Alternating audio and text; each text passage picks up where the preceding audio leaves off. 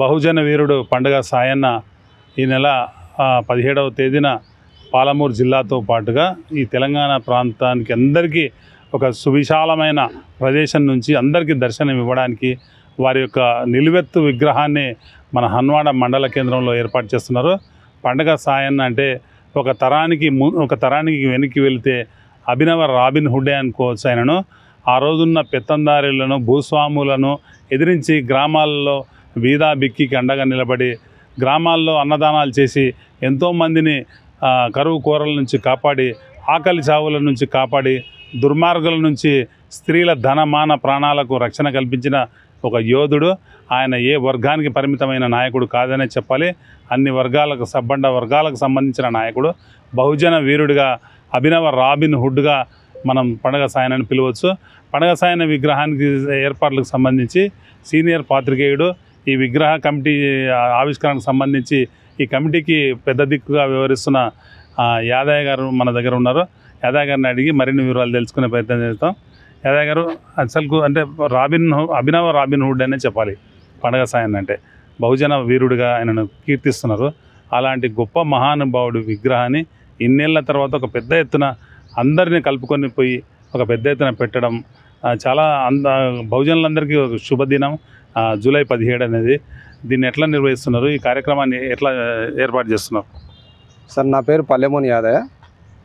పండుగ సాయన్న విగ్రహ కమిటీ ప్రతిష్టాపన కమిటీకి మేమందరము బాధ్యులుగా పనిచేసుకుంటూ మేము హన్వాడ మండల కేంద్రంలో పండుగ సాయన్న బహుజన వీరుని విగ్రహం ప్రతిష్ఠించి ఈ నెల 17వ తారీఖు పీర్ల పండుగ రోజు ఆయన పుట్టిన దినము, ఆయన జయంతి రోజు అంగరంగ వైభవంగా పండుగ వాతావరణంలో ఆయన విగ్రహాన్ని ఆవిష్కరించాలని మేము నిర్ణయించుకోవడం జరిగింది. ఈ విగ్రహావిష్కరణ కార్యక్రమానికి ముఖ్య అతిథులుగా మా లోకల్ ఎమ్మెల్యే గారు, ఎంపీ గారు మరియు ఎన్ఎం శ్రీనివాసరెడ్డి గారు, డికే అర్ణమ్మ గారు మరియు ఈ మల్కాజ్గిరి ఎంపీ ఈటెల రాజేందర్ గారు, మా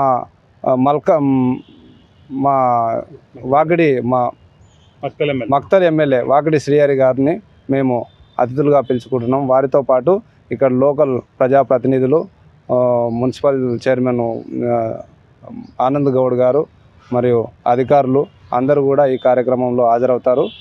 ఈ కార్యక్రమాన్ని పెద్ద ఎత్తున నిర్వహించాలని మేము కమిటీ తరఫున అన్ని వర్గాలను, అన్ని కులాలను, అన్ని మతాలను కలుపుకొని బహుజన వీరుని విగ్రహాన్ని అంగరంగ వైభవంగా నిర్వహించాలని మేము అనుకున్నాము.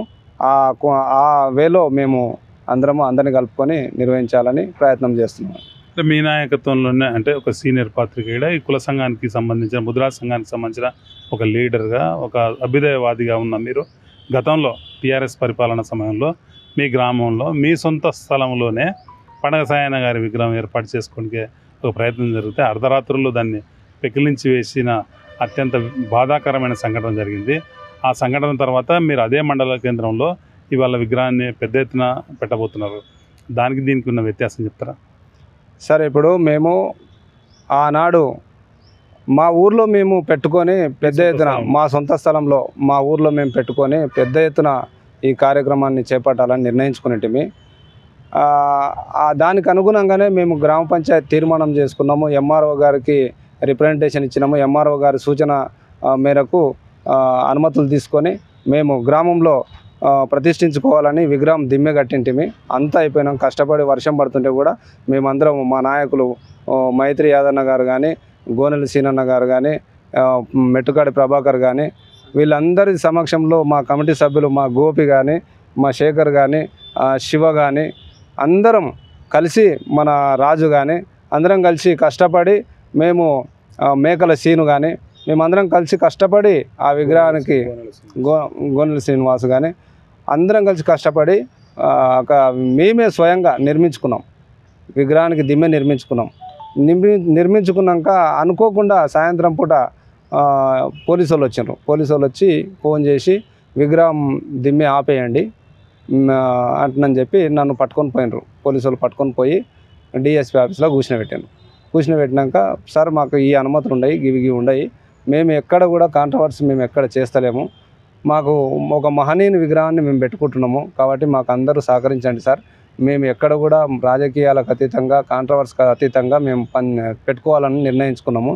ఆ మహనీయుని విగ్రహాన్ని పెట్టుకోవడం వల్ల బహుజనులకు అందరికీ ఒక నాయకుడు కాబట్టి అందరూ ఒకతాటిపైకి తీసుకురావాలి, బహుజన వాదాన్ని ముందుకు తీసుకెళ్లాలనే ఉద్దేశంతోనే మేము పెట్టుకుంటున్నాం సార్ అంటే సరే అంటున్నాను చెప్పి వాళ్ళు ఇంకా అనుమతి లేదు ఆపేయండి అంటున్నాను చెప్పి జరగడానికి మిమ్మల్ని అర్ధరాత్రి పూట ఏదో పెద్ద నేరం చేసిన వ్యక్తిలాగా మిమ్మల్ని పోలీసులు తీసుకుపోయి ఒక డిఎస్పీ ఆఫీసులో కూర్చోబెట్టడానికి గల కారణం ఏంటి?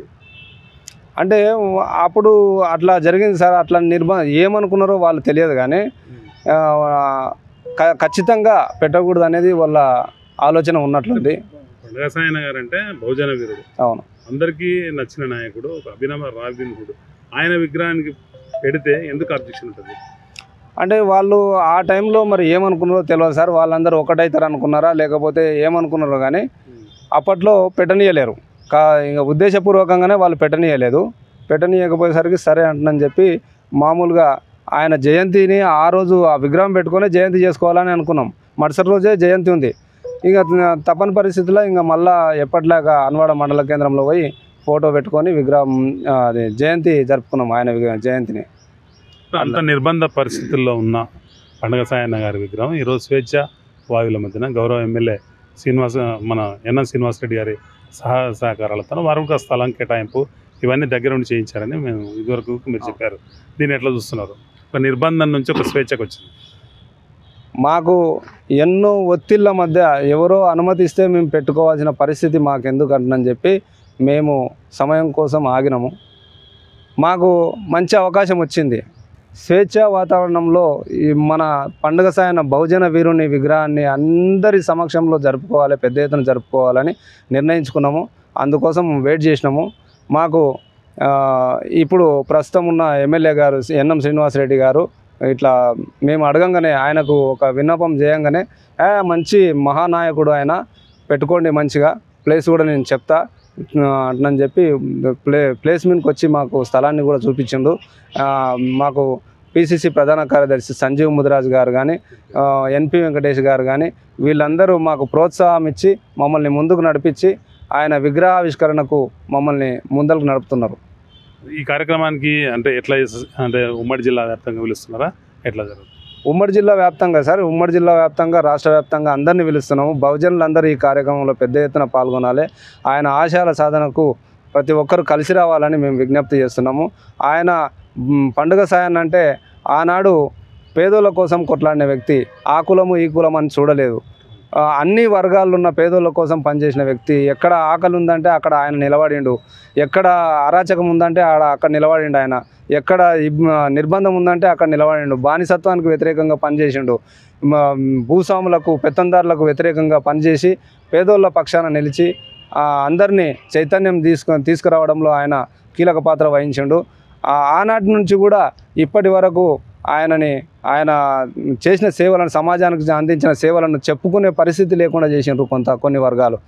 కాబట్టి ఇప్పుడైనా ఇప్పుడున్న ప్రభుత్వం కానీ తీసుకొస్తుంది ముందరకు, చరిత్రను మెల్లమెల్లగా ముందరకు తీసుకొస్తుంది. ఆ చరిత్రను ఇంటింటికి చేర్చాలనేది మా ప్రయత్నము. ఈ విగ్రహాన్ని ఇక్కడ నెలకొల్పి అందరి భాగస్వామ్యంతో ఆయన ఆశయాలను కొనసాగించాలని మేము నిర్ణయం తీసుకొని ఈ కార్యక్రమాన్ని చేపడుతున్నాం సార్. Thank you. ఇది మనకు పండుగ సాయన్న విగ్రహానికి సంబంధించిన కమిటీకి పెద్దగా వివరిస్తున్న యాదయ్య గారి ఒపీనియన్. తప్పనిసరిగా ఈ నెల 17వ తేదీన ఆ పండుగ సాయన్న విగ్రహాన్ని అత్యంత వైభవంగా సబ్బండ వర్గాలకు ఆయన ఒక ప్రతినిధిగా ఉన్నాడు. ఆ రోజు దౌర్జన్యాలకు, దమనకాండకు వ్యతిరేకంగా పోరాడాడు. అన్ని సమాజంలోని అన్ని వర్ణాల్లో ఉన్న పేదలకు అండగా నిలబడ్డాడు ఆయన. అదే ఆయన గొప్పదనం. కులమతాలకు అతీతంగా ఆయన ఒక బహుజన వీరుడిగా ఎదిగాడు. కులమతాలకు అతీతంగా అన్ని వర్గాల్లోని పేదలకు కాసింత పట్టెడు అన్నం పెట్టడానికి, పేదలపై జరుగుతున్న దాడులకు వ్యతిరేకంగా వాటిని నిలదీసే ఒక మనగాడుగా నిలబడి ఒక చరిత్రలో సుస్థిర అధ్యాయం నిలుపుకున్నాడు. తెలంగాణ ప్రభుత్వం కూడా గౌరవ లోకల్ ఎమ్మెల్యే ఎన్ఎం శ్రీనివాసరెడ్డి గారు కూడా తమకు పూర్తి సహాయ సహకారాలు అందించారు. దీంతో పాటుగానే గౌరవ ముఖ్యమంత్రి రేవంత్ రెడ్డి గారు పండుగ సాయన్న చరిత్రను విద్యార్థులకు తెలియడం కోసం పాఠ్యపుస్తకాల రూపంలో పెట్టడం తమకు ఎంతో గొప్ప ఆనందాన్ని ఇచ్చిందని, ఆయనను ఏ వర్గానికి కూడా ఒక ప్రతినిధిగా మేము చూడమని, ఆయన బహుజన వీరుడుగానే తెలంగాణ యవనికపై ఆయన చిత్రం ఎప్పటికీ నిలిచి ఉంటుందని అదే చెప్తున్నారు. Thank you.